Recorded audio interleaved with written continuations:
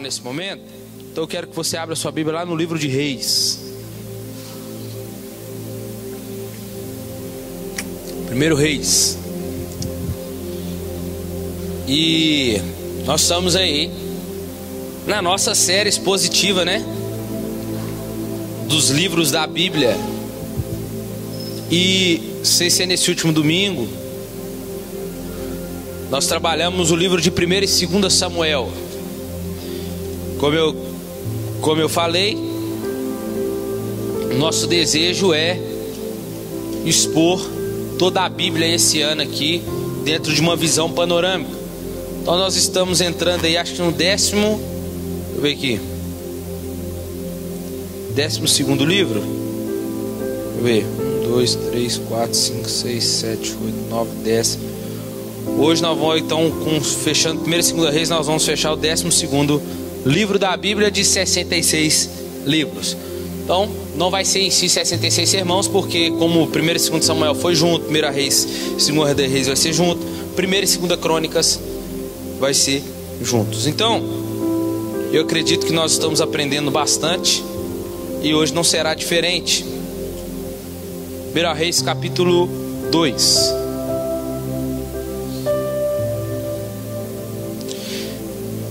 Quem tem vindo aí, não faltou nenhum, ou se faltou, tá lá no YouTube, todas as pregações, desde Gênesis. Facial, tem dúvida do que Gênesis trata? Vai lá no YouTube, assiste Êxodo, Levítico, Números, Deuteronômio, Josué, Juízes, 1 e 2 Samuel, Ruth, né? Ruth, 1 e 2 Samuel, e agora o livro dos Reis. A minha pergunta foi: o que eu vou tirar do livro dos Reis? Se tem um livro que a gente conhece mais, esse livro é por causa de Elias e Eliseu. Não em si tanto por causa dos reis, mas em si mais por causa de Elias e Eliseu. Mas nós vamos entender aqui que eles foram só um adereço que Deus colocou no meio da história de reis. Então, vamos lá. Capítulo 2, quem encontrou? Aproximando-se o dia da morte de Davi, deu ele ordem a Salomão, seu filho, dizendo: guarde isso aqui, irmãos, que nós vamos ler. Eu vou pelo caminho de toda a terra.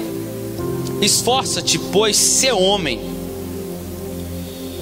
Guarda as ordenanças do Senhor, teu Deus, para andares nos seus estatutos, os seus mandamentos, os seus juízos, os seus testemunhos, como está escrito na lei de Moisés, para que prosperes em tudo que fizeres e por onde quer que fores. E que o Senhor confirme a palavra que falou a mim, dizendo: se teus filhos guardarem o seu caminho, para andarem perante a minha face, fielmente, de todo o seu coração e de toda a sua alma, nunca te faltará sucessor ao trono de Israel. Aí você pula lá pro versículo 9. Mas agora não tenhas por inocente, porque é um homem sábio e bem saberás o que lhe há de fazer para que as suas cãs desçam à sepultura com sangue. Então Davi descansou com seus pais e foi sepultado na cidade de Davi. Foi o tempo de Davi, que Davi reinou sobre Israel 40 anos, 7 anos em Hebrom, e em Jerusalém reinou 33 anos. Salomão então assentou-se no trono de Davi seu pai, e o seu reino se fortificou sobre maneira. Só até aí. Irmãos, o livro dos reis, na nossa Bíblia, são 2 livros, assim como 1 e 2 Samuel. Mas na Bíblia hebraica é chamado de o livro dos reis. Lembramos que a divisão que houve aqui, 1 e 2 Reis, foi para facilitar a nossa procura, mas também porque no pergaminho ela ficava muito grande. Então eles ajuntaram para ficar melhor. Houve a separação. E se vocês lerem, vocês vão ver que um assunto não termina igual 1 Samuel a gente viu também. Não termina de qualquer jeito, parou aqui e começa outra história. Não, 1 Reis termina uma história e Segunda Reis continua a história. Então esse livro, nós vamos lembrar que esse livro, a história dos reis, não começa em 1ª e 2ª Reis. A história dos reis começa em 1 Samuel, em 2 Samuel, que é onde Deus unge Davi. Tem Saul, primeiro rei, mas tem Davi, que é o rei segundo o coração de Deus.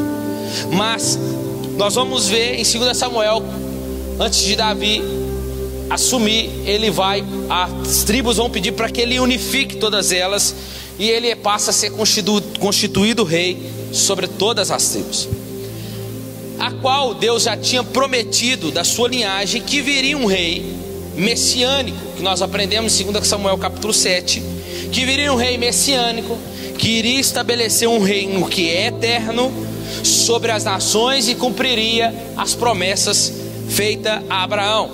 Assim então o livro dos reis conta a história da fila de reis que vieram depois de Davi, e como nenhum deles cumpriu a promessa acima.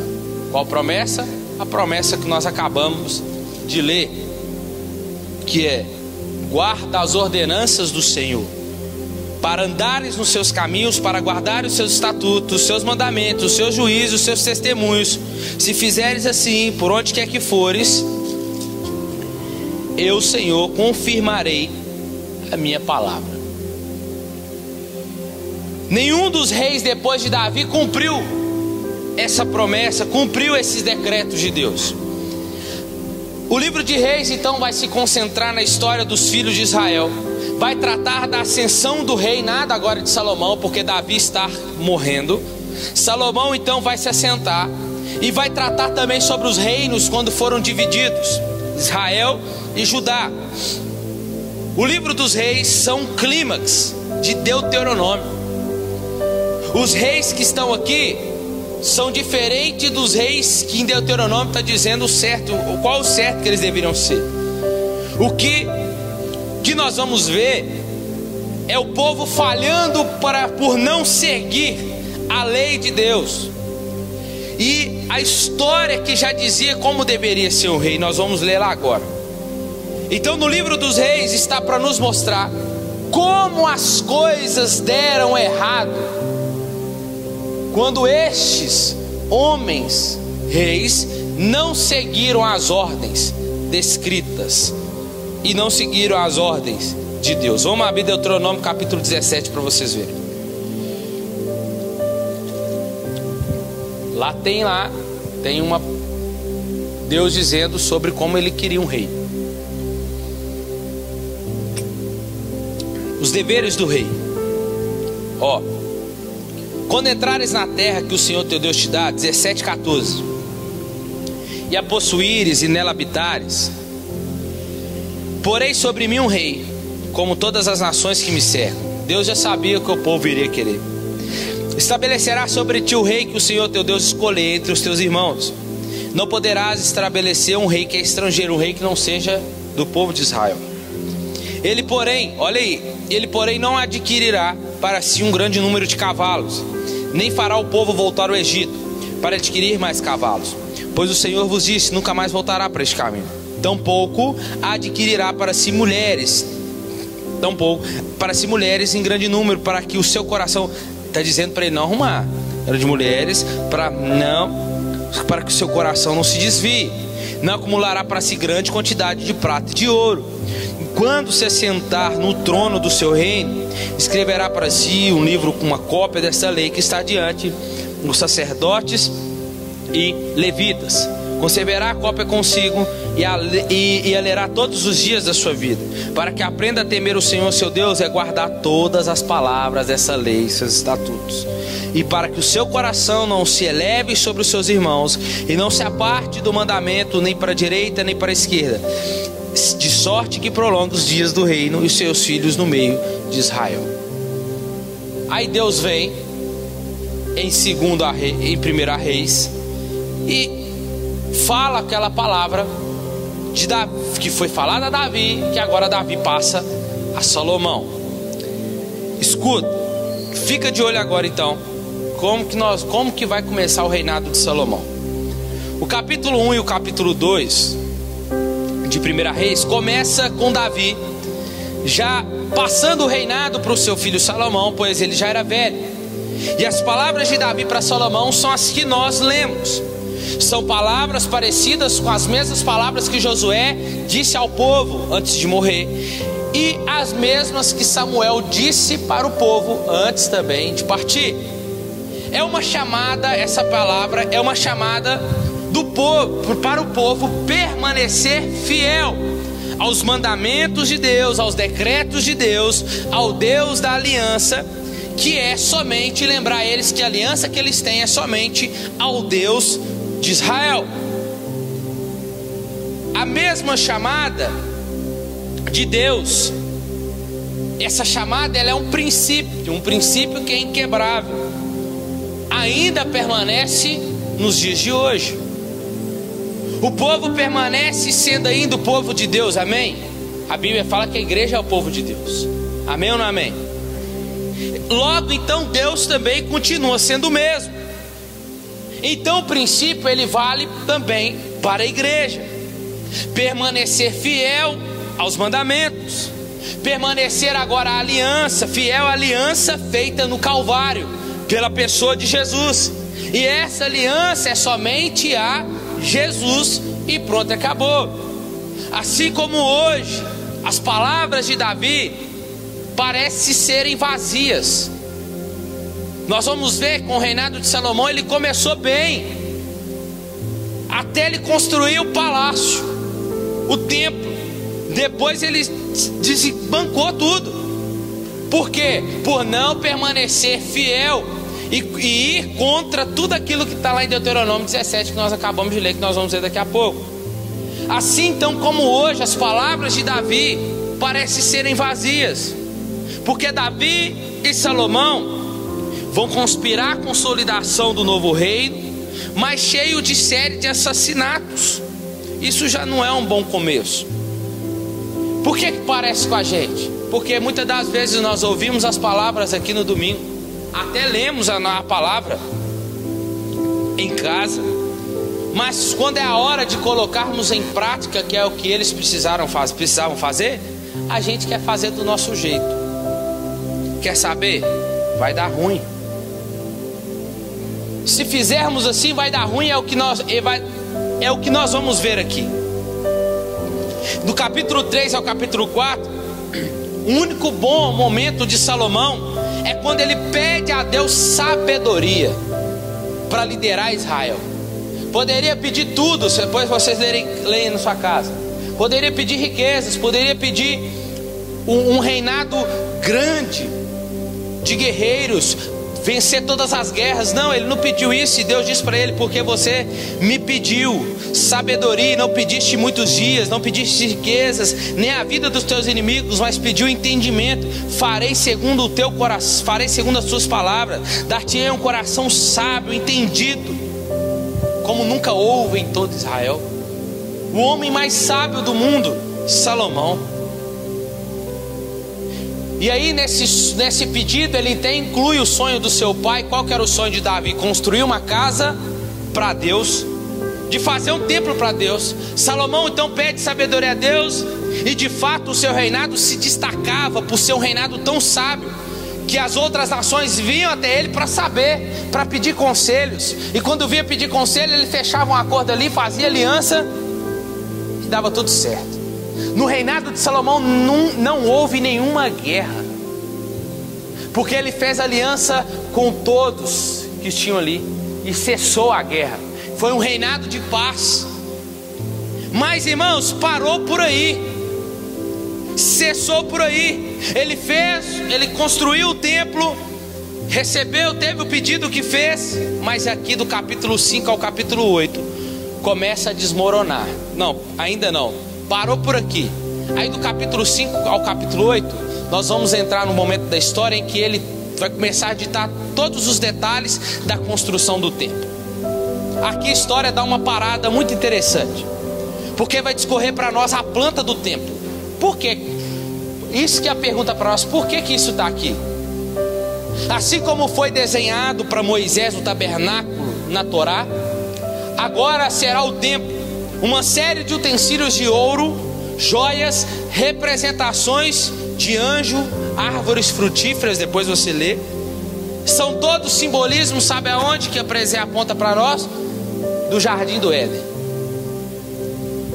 Ali seria o lugar, esse templo seria o lugar onde o céu e a terra se encontraria, aonde a presença de Deus se manifestaria de fato ali.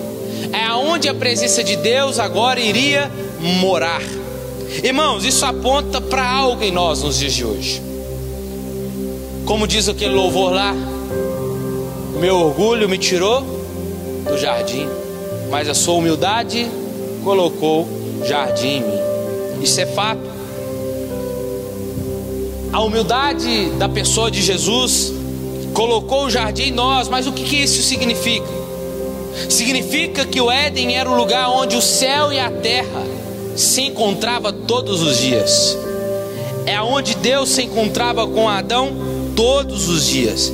É onde a presença de Deus se manifestava ao findar da tarde. No Antigo Testamento, essa presença, ela estava, depois do Éden, ela estava restrita a uma arca, junto ao tabernáculo. E agora aqui nesse texto nós vamos ver a arca agora dentro de um templo, no lugar chamado Santo dos Santos. Mas isso tudo apontando para algo que Jesus faria, a humildade de Jesus faria. Hoje esse lugar da presença não é um lugar mais feito por mãos humanas. Esse lugar agora da presença somos eu e você. Amém? A casa de Deus agora somos eu e você. Agora nós somos o lugar onde o céu e a terra se encontram. Amém por isso? Hebreus capítulo 3 versículo 6 diz assim: Cristo porém como filho é fiel em sua casa. Esta casa somos nós, se guardamos firmes a ousadia e a exultação da esperança. 1 Coríntios 6,19. Será que vocês não sabem que o corpo de vocês é templo de Deus, que está em vocês e que vocês receberam de Deus e que vocês não pertencem a vocês mesmos? Nós somos agora esta casa aonde Deus mora. Isso tudo aqui, essa construção do templo aponta o que o Cristo viria fazer, nos constituir templo. Mas faz a nós também lembrar em 2 Samuel capítulo 7, quando Davi vai falar que queria construir um templo, uma casa para Deus. Deus vira para Davi e fala: Davi, não é você que vai construir uma casa para mim, mas eu farei de vocês templo meu. Aqui começa a constituir, irmãos, as coisas começam a andar. E esses apontamentos é só para lembrar a nós: o que havia no Antigo Testamento era só a sombra do que vai vir no Novo Testamento, que é a pessoa do Messias. Amém? Aí no capítulo 9 ao capítulo 11, aí começa, Salomão estava tudo bem até aqui. Aí começa agora do capítulo 9 ao capítulo 11 a queda de Salomão. Como nem tudo é flores, assim que Salomão termina o templo, ele começa a tomar decisões terríveis. E tudo começa a desmoronar. O seu reinado começa a findar. Por quê? Lembra de Deuteronômio? Ele começou a fazer o contrário. Começou a se casar com filhas de outros reis, semeando a paz da filha aqui. Centenas delas, que chegou a ser 1000 mulheres, 700 mulheres e 300 concubinas. Não sei como é que ele aguentou, né? Por causa de quê? As alianças políticas que acabou a resultar em outra coisa. Ele começou a adorar outros deuses, os deuses das mulheres. E não só adorar, mas ele começou a introduzir aqueles deuses dentro de Israel. E não só introduzir, como também ele começou a pegar Israel e fazer de Israel, escravizar Israel. Para quê? Para que eles viessem a construir templos para esses deuses dentro de Israel. Irmãos, Salomão começa então a adquirir riquezas. Lembra de Deuteronômio? constitui um exército enorme de cavalos. Um rei não pode ter muitos cavalos, está escrito lá. Com cavalos até instituiu esse trabalho escravo. E se voltarmos, irmãos, à Torá, que é a lei, vamos ver as ordens de Deus sendo quebradas, todas elas, uma por Salomão. Salomão começa a ser dentro de uma linhagem que vai aparecer daqui a pouco, sucessivamente, de reis centralizadores, reis tirânicos. Salomão, no final da sua vida, já não parece mais um rei.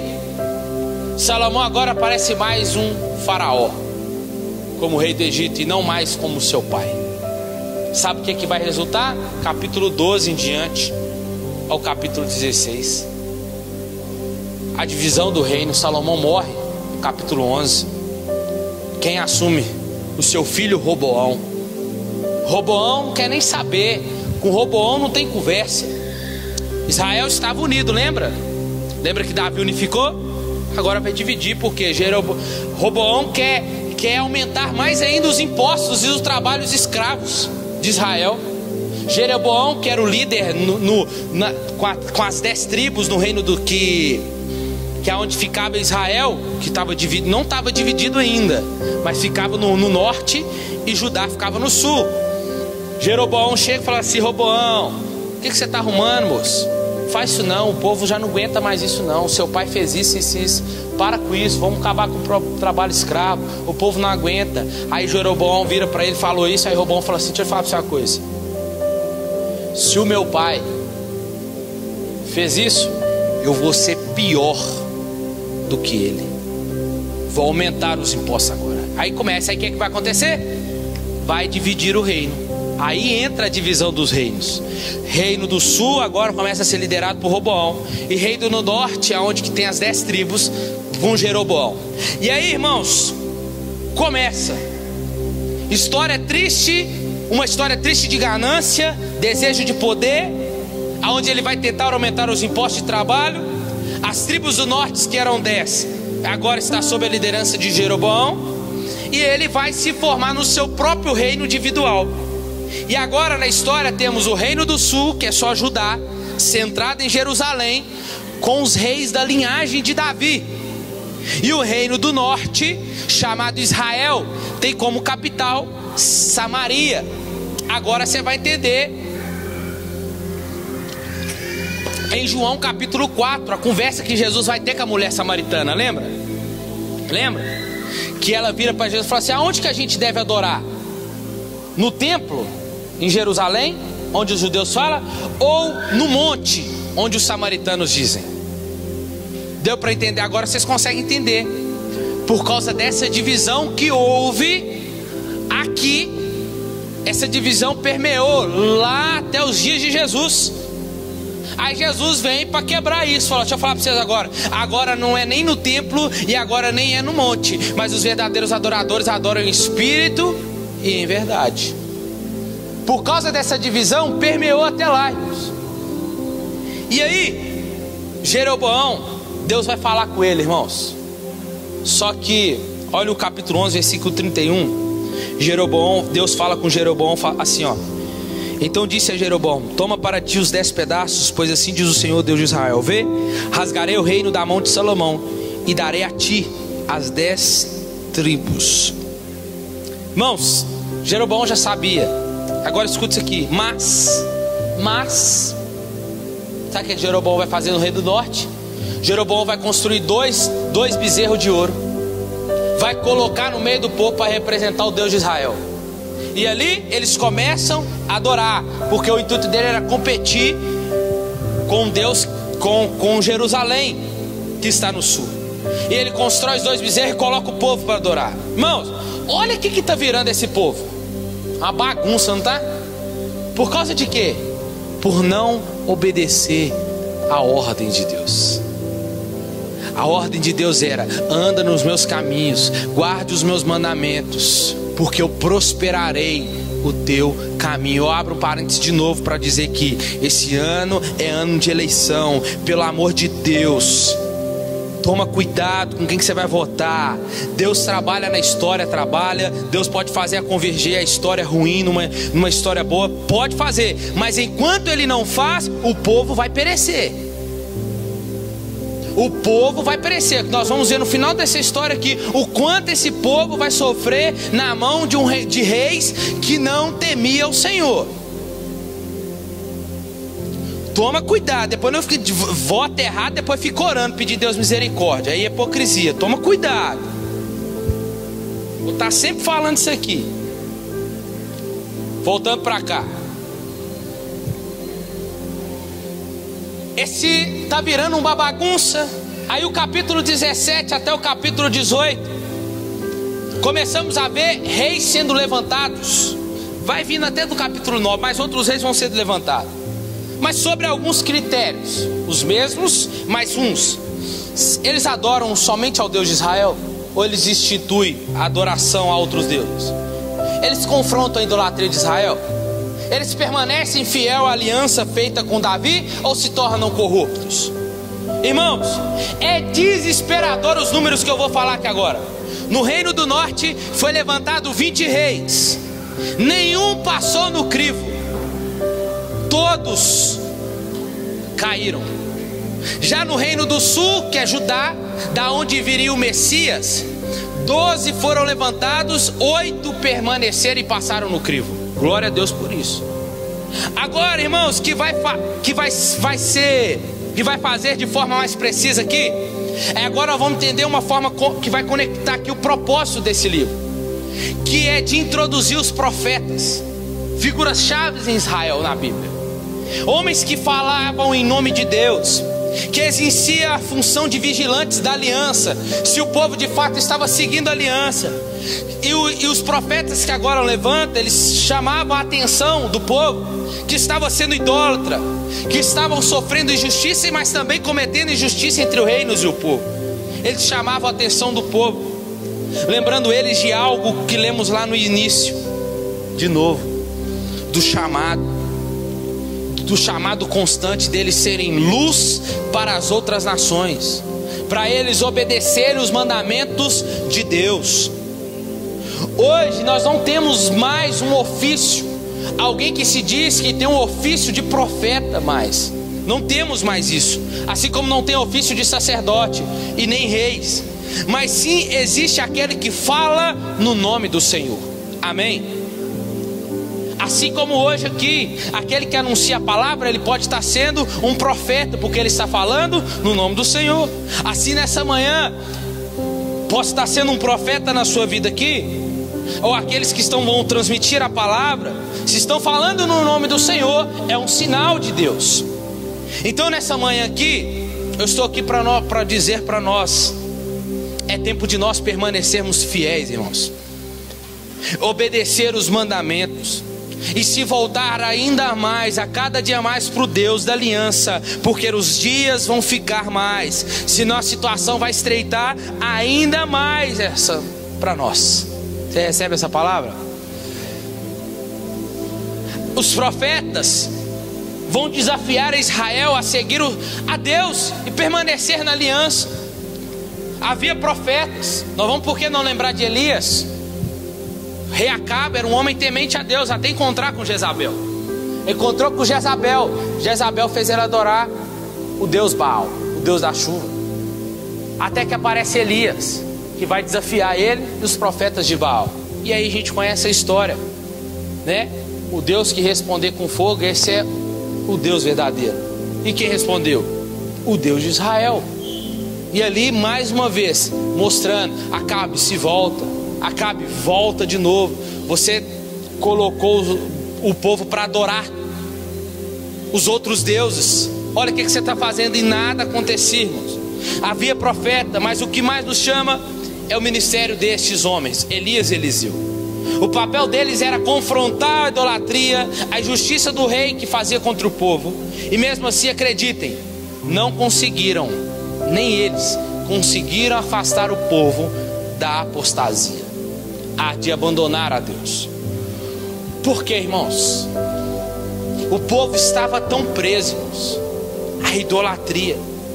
O povo estava tão preso às coisas daquele tempo, aos deuses pagãos, que eles poderiam pegar, tocar, diferente do Deus de Israel, que nem mesmo profetas que falaram em nome de Deus, que mandaram fogo do céu, que fez o Jordão abrir como Eliseu fez, que fez o martelo, o cabo do machado flutuar, que Eliseu na sua morte ressuscitou um morto, quando o seu corpo se debateu na mesma cova, ressuscitou quem estava debaixo dele. Nem isso fizeram o povo se voltar, irmão, para Deus. Ou a quem diga hoje, então. Irmãos, escuta uma coisa aqui nessa manhã. Porque hoje os cultos não são mais interessantes. Por que criar expectativas para vir cultuar a Deus? Por que isso já não mexe mais conosco como era antigamente? Como eu lembro do meu avô, quando era semana de culto de ceia, ele pegava a melhor roupa, separava a melhor roupa, acordava mais cedo, porque era culto de ceia. Por que hoje nós não temos mais expectativa de ir para um culto, de adorar a Deus? Hoje tanto fez ou tanto faz a gente ir para o culto ou não. Tanto fez ou tanto faz a gente vir para o culto de domingo, ou ficar sem ir no culto de domingo, não tem problema, vai ficar a mesma coisa. Por que arrumar, se já está chegando a hora do culto? Isso já não mexe mais com a gente. Por que no domingo, ou no dia de culto, acontece isso? Porque faltar o culto para poder ficar em casa não tem problema mais para nós, não mexe mais com a gente. Antes de deixar de ir no culto domingo, alguns falavam: não fui no culto outro, parece que está faltando alguma coisa em mim, parece que o domingo está, que é domingo feio, domingo está esquisito. Por quê, irmão? Porque Deus deixou de ser a nossa prioridade há muito tempo. Hoje nós viemos ao culto no domingo, nós arrumamos, colocamos qualquer roupa e vamos para o culto. Eu vou lá porque é só mais um dia, é mais um ritual. Eu tenho que fazer as minhas preces, eu tenho que orar, para Deus abençoar a minha semana. E faz de um culto um ritual, e não mais um culto de vir adorar ao Deus soberano, ao Deus da minha salvação. Isso não é mais para nós. Deus não é mais a nossa prioridade. A prioridade é a minha vida, a prioridade é as minhas coisas, a prioridade é a minha família antes de Deus. E estamos indo igualzinho, porque estamos amando mais as coisas do que o Criador.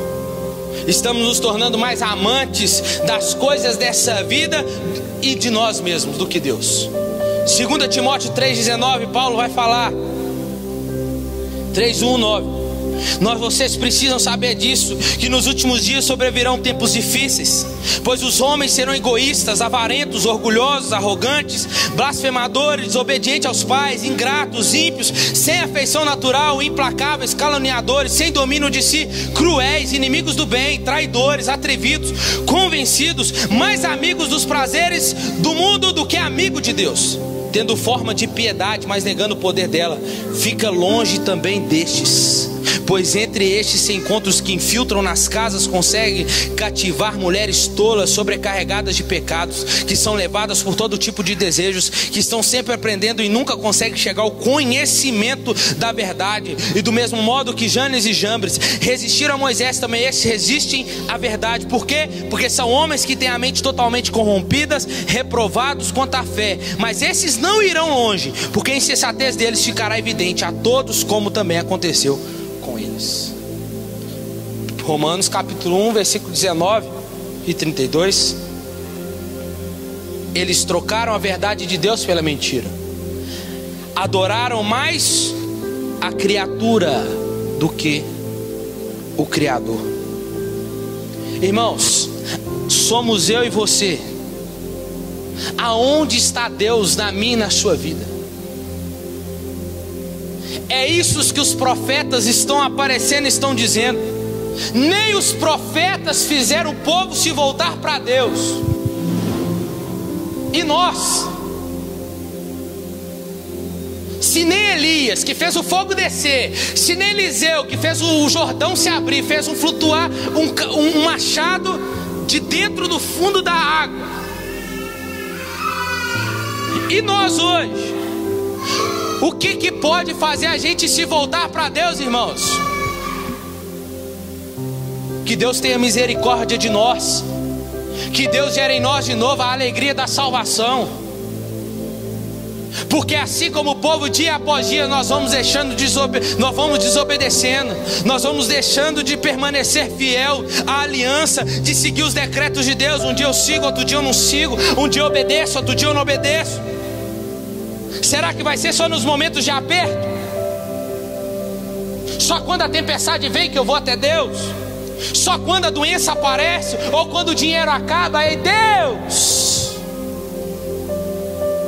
Deus não é o gênio da lâmpada, irmãos. Você tem que ir lá e Deus, faz isso. Tem mais 2 desejos. Deus não é a nossa dispensa que a gente abre lá e deixa eu ver, não. Deus não é esse não. Que Deus é esse? Esse não é o Deus da Bíblia. A gente deixa as coisas criadas para ir até o Criador. Deixa de ir até o Criador. Toma cuidado, irmãos, porque de Deus ninguém zomba. Vocês vão ver daqui a pouco o que vai acontecer. E isso é zombar de Deus. Deus não é o nosso gênio da lâmpada. Deus não é a nossa dispensa. Deus não é o nosso iFood, que a gente pede na hora e ainda se atrasa no pedido. Xinga. Vai achando, irmãos. Vai vendo aonde vai parar desse jeito. Escuta uma coisa, irmãos. A chamada de Deus para nós nesses dias de hoje é tempo de se voltar para Ele outra vez. É tempo de se voltar, de colocar a boca no pó, de se achegar a Ele, porque tempos difíceis virão. Agora é que é tempo de orar, de buscar mais a Ele. É tempo de largarmos essas nossas idolatrias, de largarmos essas coisas deste mundo, desapegar das coisas materiais, desapegar das coisas que nos impedem de seguir a Jesus e voltar a caminhar no caminho dele, a permanecer dele. Não tem tempo mais. É isso que os profetas estão fazendo, e vocês vão ver aonde vai chegar aqui. Deus é longânimo, mas até quando? Segundo a Reis. É o que eu falei, que a história continua.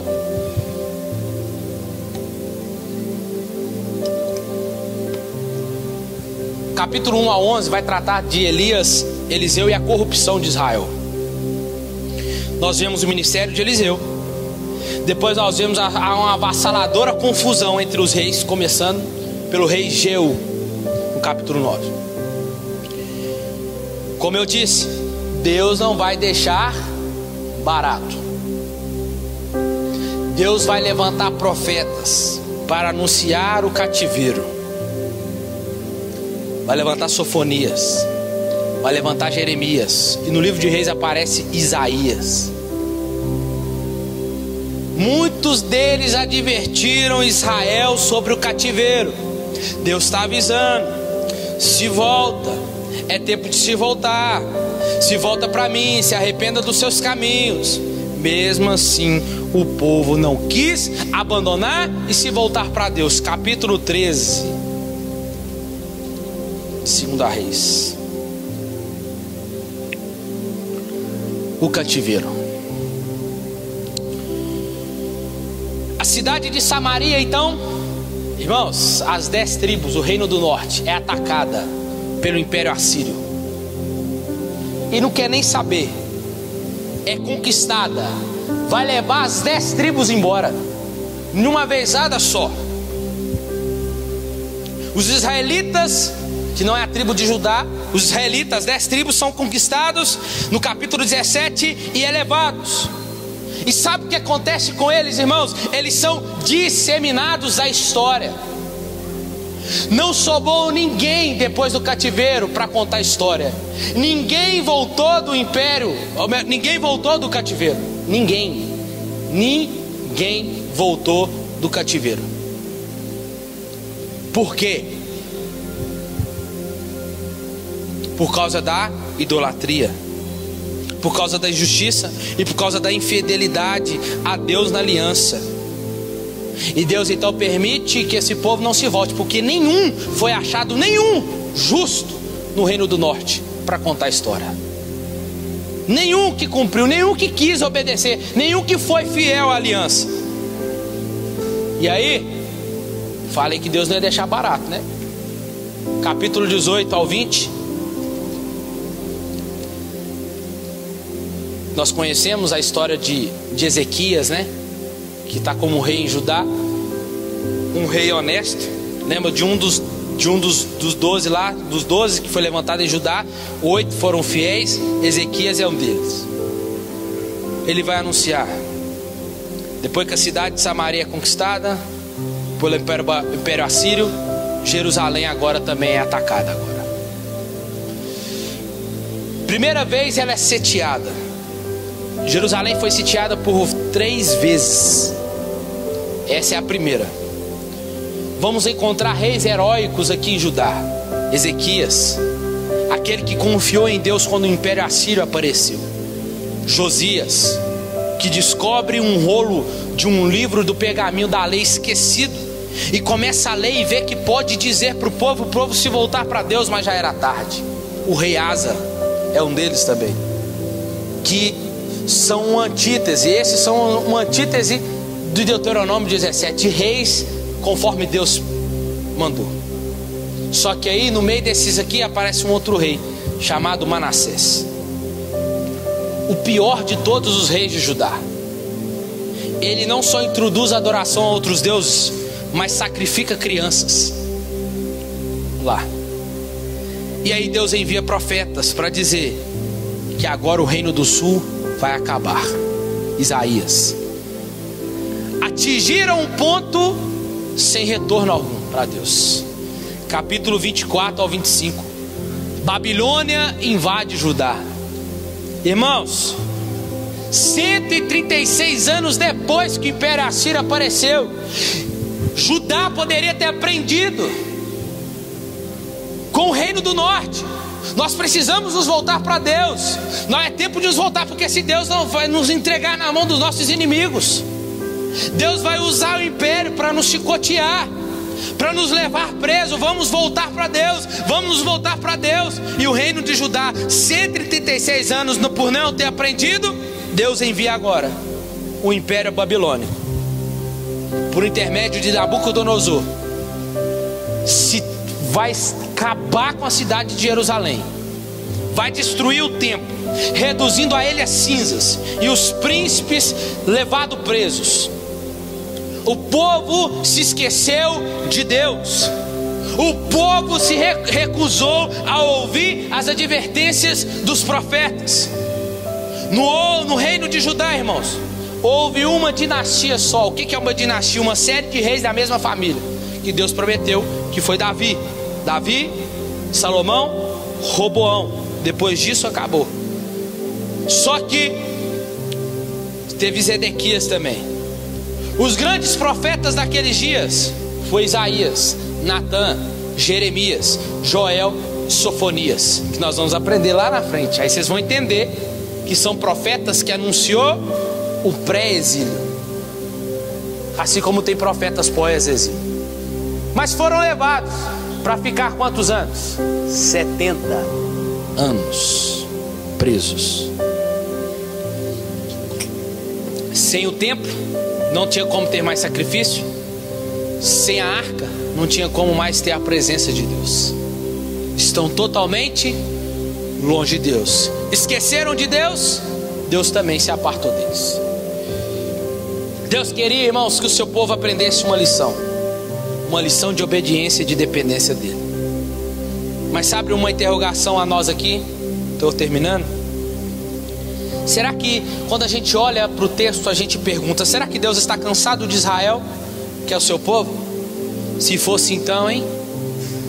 A igreja então já estourou o pavio de Deus. Será que ele cansou da linhagem de Davi? Ele fez uma promessa que viria um rei messiânico, um rei a qual o reino não teria fim. E agora? Só que o parágrafo final, olha a Bíblia como é que é linda.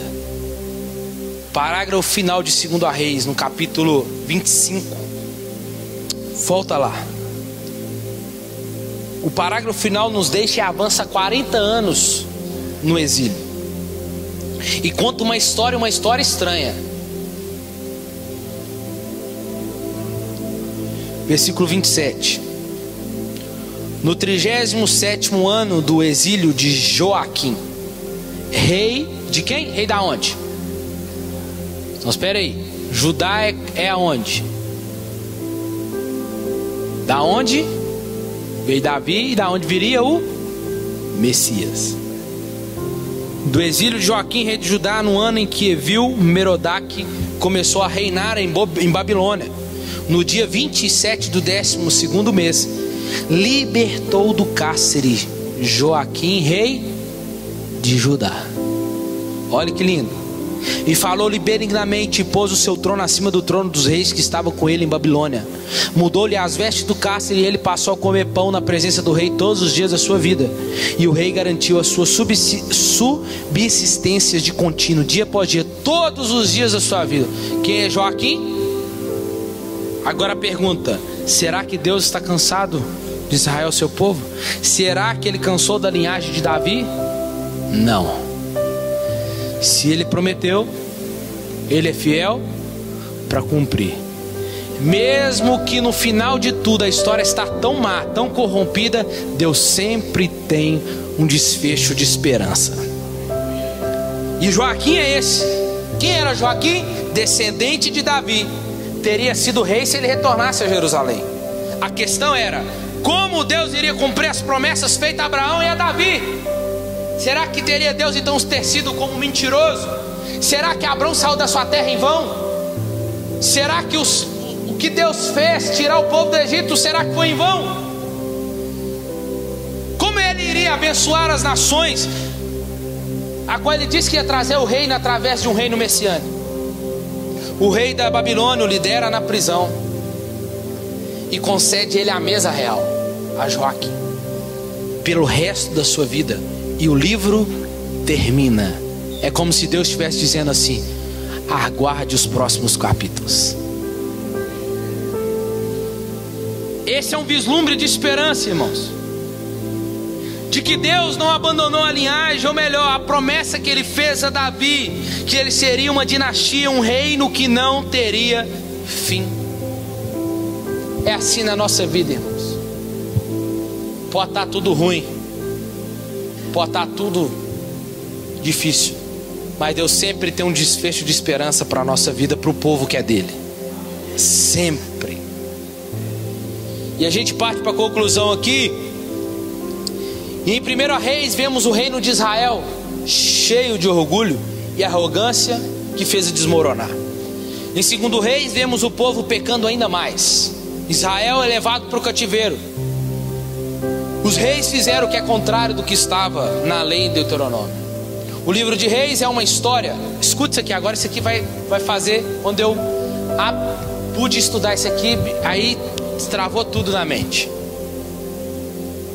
O livro dos reis é uma história nos mostrando, nos fazendo olhar para trás. Como? Nos fazer olhar para trás, dizendo: aonde erramos? Lembra que eu falei lá no início que o livro dos reis é para nos mostrar como as coisas tudo deram errado, lembra? Lembra? Por não seguir a Deus. Então o livro de Reis é uma história que nos faz nos voltar para trás. Por quê? Para nos mostrar onde erramos, mas também nos mostra um olhar para o futuro.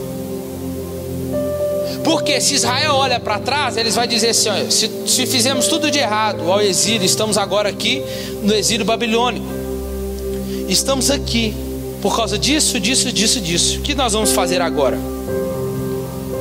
Eu olho para onde? Eu olho para o futuro. E o que eu preciso fazer agora? Me arrepender. Me arrepender.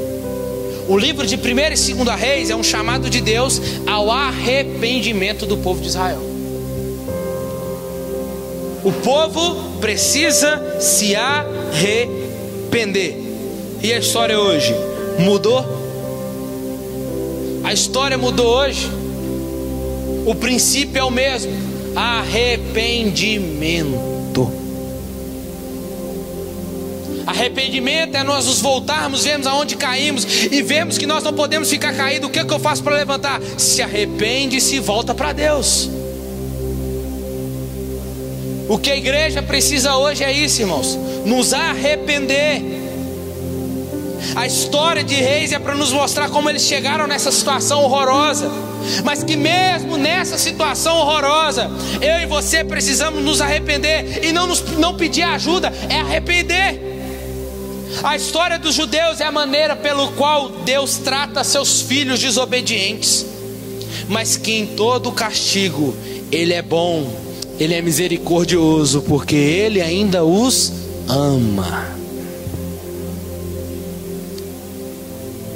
Por isso, quando você corrige seu filho, é importante você falar para ele: você sabe por que você está sendo corrigido?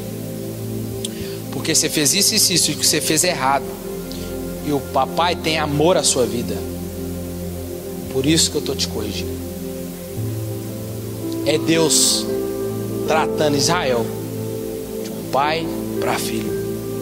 Mas outra coisa que podemos ver nessas duas dimensões aqui em Reis é um retrato desse Deus misericordioso, irmãos, que em todo o livro dos Reis se mostra, sabe como? No adiamento da punição. No primeiro dia que Israel caiu, no primeiro dia que eles colocou um Deus lá dentro, o que Deus poderia ter feito? Fulminado na hora, sim ou não? Mas Deus foi adiando a punição. A Bíblia diz que Deus é longânimo, mas a sua longanimidade tem fim. Ele é longânimo para que a gente se arrependa, mas se a gente não se arrepender, a punição chega. Vai chegar. Vários reis caem, falham, levanta profetas, até que a punição veio. O livro dos Reis retrata um Deus paciente e longânimo com esses reis que caíram. Um Deus misericordioso com esses reis idólatras. Esse Deus paciente e amoroso é um fator importante. E aí? Vai se arrepender ou vamos esperar a punição vir? Deus, irmãos, sabe como conduzir a história. O fracasso dos profetas, dos sacerdotes, dos reis, do povo de Deus, aponta para a necessidade do advento da pessoa de Jesus. Cristo é a combinação ideal dos três ofícios que eu disse em 1 e 2 Samuel. Como profeta, a palavra de Cristo ultrapassa largamente a do grande profeta Elias. Muitos dos milagres de Jesus são mostrando do que viria, as maravilhas que Deus fez através de Elias e Eliseu. Além disso, Cristo é um sacerdote superior a qualquer daqueles registrados aqui no livro de Reis. Quando perguntado se ele era rei dos judeus, Jesus afirmou que tu dizes. No entanto, Jesus é um rei maior do que todos esses reis. O reinado de cada um desses 26 governantes já terminou, mas Cristo reinará sobre o trono de Davi para todo o sempre. Fica de pé no seu lugar. Irmãos, vou concluir aqui. Sim, em Gênesis ele é a semente da mulher, o início de tudo. Em Êxodo ele é o nosso cordeiro pascal. Em Levítico ele é o nosso sacerdote sacrifício. Em Números ele é a rocha ferida. Em Deuteronômio ele é o verdadeiro profeta. Em Josué ele é o fio escarlate que salvou Raabe, tipificando o sangue derramado na cruz por nós. Em Juízes ele é o nosso juiz. Em Ruth ele é a nossa redenção. Em 1 e 2 Samuel ele é o nosso rei esperado. Mas em 1 e 2 Reis ele é o rei que é soberano sobre todos os reis. Escuta uma coisa aqui, sabe o que eu vejo no livro de Reis? É Deus mostrando para Israel assim, ó: vocês escolheram um rei do jeito que vocês queriam. Eu era rei sobre vocês. Vocês podem até ter um rei reinando sobre vocês aí, mas quem manda na história sou eu. Quem é o rei sobre todos os reis? Sou eu. Quem tem as rédeas da história? Sou eu. Um rei pode caminhar entre vocês, mas sou eu que conduzo o coração do rei, que caminha com vocês. Aleluia. E é ele dizendo: quem guia a história sou eu, Israel. Sou eu que tenho o domínio da história, Israel. Sou eu que sei, porque vocês têm ainda um Deus, e vocês devem temer a esse Deus. Podem vocês ter um pastor, podem ter um chefe, mas quem guia a história e o coração de todo governante, seja quem for, é o Deus de todos os deuses, é o Rei dos reis e Senhor dos senhores, meu irmão. É o nosso Deus soberano, Ele é o Rei dos reis. Feche seus olhos.